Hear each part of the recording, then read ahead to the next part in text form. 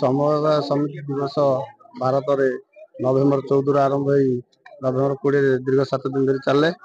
ଏ ସମବାୟ ସମିତି ଓଡ଼ିଶାର ଅର୍ଥନୈତିକ ପ୍ରଗତିକୁ ଦିଗଦର୍ଶନ ଦେଇଥାଏ ଏବଂ ସମବାୟ ଦ୍ୱାରା ସେବା ପ୍ରଦାନ ସେବା ଗ୍ରହଣ ସବୁ ତାଙ୍କ ମାଧ୍ୟମରେ ହୋଇଥାଏ। ସମବାୟ ଯେତେ ସକ୍ରିୟ ହେବ ତାହା ସେତେ କାର୍ଯ୍ୟକାରିତା ହେବ ଏବଂ ସମବାୟର ଉନ୍ନତି ହେଲେ ଆମ ଦେଶର ଆର୍ଥିକ ଉନ୍ନତି ହେବ।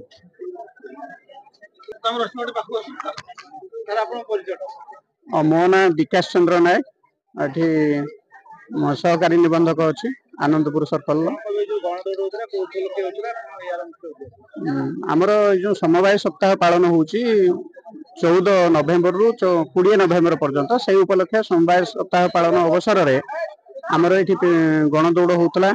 ସମବାୟକୁ ଲୋକାଭିମୁଖୀ କରିବା ପାଇଁ ଏବଂ ସମବାୟକୁ ଲୋକମାନଙ୍କ ପାଖରେ ପହଞ୍ଚିବା ପାଇଁ এই ଯେଉଁ ପ୍ରୟାସ ଏବଂ ଲୋକମାନଙ୍କ ମଧ୍ୟରେ ସଚେତନତା ସୃଷ୍ଟି କରିବା ପାଇଁ এই କାର୍ଯ୍ୟକ୍ରମ ଏଇଟା ଗୋଟେ ସପ୍ତାହ ବ୍ୟାପୀ ଚାଲିବ। ଏଇ ଯେଉଁ ଉପଖଣ୍ଡ ସ୍ତରୀୟ ଯେଉଁ କାର୍ଯ୍ୟକ୍ରମ ଆମର ଆରମ୍ଭ ହୋଇଛି, ଏଟା ମଧ୍ୟ ଜିଲ୍ଲା ସ୍ତରରେ ମଧ୍ୟ କାର୍ଯ୍ୟକ୍ରମ ହେଉଛି ଏବଂ এই ଜିଲ୍ଲା ସ୍ତରୀୟ କାର୍ଯ୍ୟକ୍ରମର ମଧ୍ୟ ଆମର ଯେଉଁ ରହିଛି ଫଙ୍କସନ ରହିଛି ସେ ମଧ୍ୟ 20 ତାରିଖରେ ମଧ୍ୟ ଅନୁଷ୍ଠିତ ହେବ କେନ୍ଦୁଝରରେ। ତେଣୁ ସମବାୟକୁ ଲୋକମାନଙ୍କ ପାଖରେ ପହଞ୍ଚାଇବା ଏବଂ ସମବାୟ ମାଧ୍ୟମରେ ଲୋକମାନଙ୍କର କିପରି ଉନ୍ନତି ହେଇପାରିବ, ଆମର ଦେଶର ଉନ୍ନତି ହେଇପାରିବ, ସେଥିପାଇଁ ଏଇ ଯେଉଁ ପ୍ରୟାସ ଜାରି ରହିଛି। ଆମର କେନ୍ଦ୍ର ସରକାର କୁହନ୍ତୁ, ରାଜ୍ୟ ସରକାର କୁହନ୍ତୁ, ସବୁ ସ୍ତରରେ ଏ ପ୍ରକାର କାର୍ଯ୍ୟକ୍ରମକୁ ଲୋକାଭିମୁଖୀ କରିବା ପାଇଁ ଅଧିକ କ୍ରିୟାଶୀଳ କରିବା ପାଇଁ ଏ ପଦକ୍ଷେପ ନିଆଯାଇଛି।